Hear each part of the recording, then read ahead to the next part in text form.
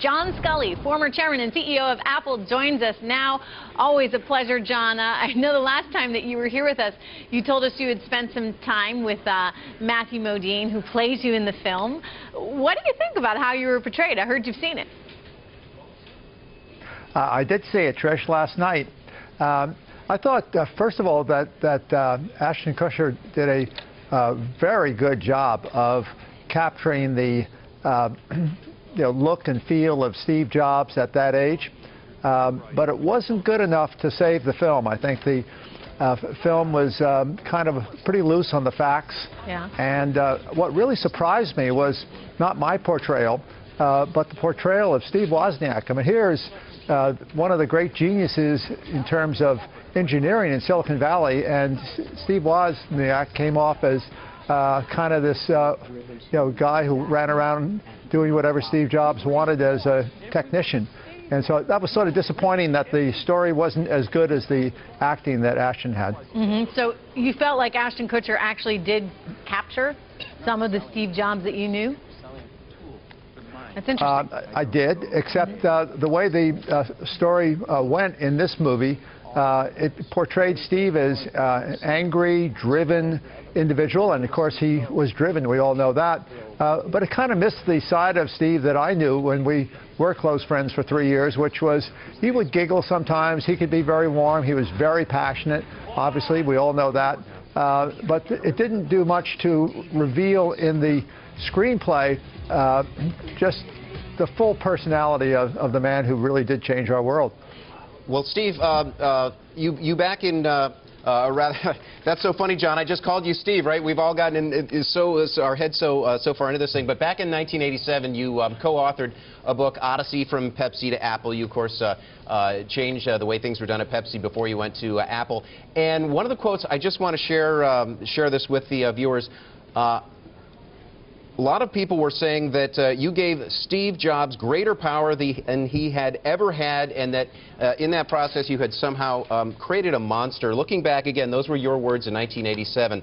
Looking back, what would you say now about those same words, John? Well, I would probably say that Steve showed all of the potential. The genius was always there. The vision was always there. The ability to zoom out and connect the dots, the ability to zoom in and simplify. What was missing back in the 1980s with Steve Jobs was that he hadn't matured. I mean, he was very mercurial, very erratic, and they used to call it back in those days the Steve Jobs reality distortion field. And I saw my relationship with Steve not as his boss, but as his partner. I was brought in to keep the profits growing on the Apple II and really turn around its momentum. So we had cash to pay for the Mac, and I was there to bring in consumer marketing because that was new to Silicon Valley. I wasn't there to create computers or to invent the future. That was Steve's job. So it really was a shame that we ended up breaking up because it's not the way that I ever thought the story would turn out.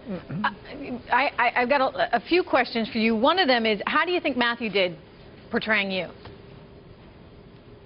Well, he's a lot better looking than I am, Trish. So I got to spend some time with him in New York. What a wonderful guy he is. I mean, I feel very privileged that someone that talented was playing my part, and I have maintained that friendship with him since the movie was finished. He's actually out in Los Angeles and working on his own screenplay.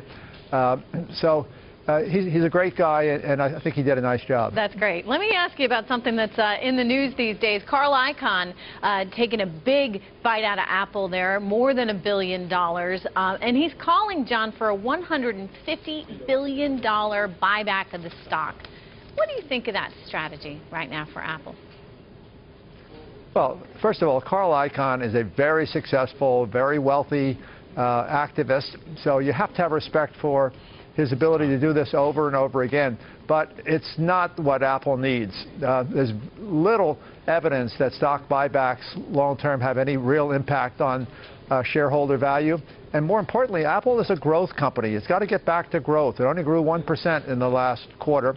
And I'd much rather see Apple be investing that money into opportunities for creative leaps to get back in the game, particularly over in Asia, where they need a lower-priced iPhone product line. So I don't think a buyback makes much sense. But I do think that Carl Icahn is coming at it from a different vantage point, maybe George Soros as well, which is really, they're transaction guys. They're looking for the arb to go in and put a lot of money to work. You can put $1 billion into Apple that's so large, you know you're going to get that billion back out and hopefully then some. So this is a transaction strategy. It's not a growth strategy. Apple needs a growth strategy. Well, one possible way that they can grow wearable technology, you've got a new project with Apple. It's called the Shine. It's one of your new ventures, Misfit Wearables. Why don't you talk us about Shine and what this might mean for Apple, John? Sure. Well, I joined Silicon Valley 30 years ago at the dawn of the microprocessor, and with microprocessors you have to do something, you know, whether it's a computer or whether it's a smartphone or a tablet. You know, you do a search, you send an email, you do a transaction, but we're now in the early days of sensors, and sensors are very passive. They sit back there, they watch, they listen, and wearables are all about passive sensors.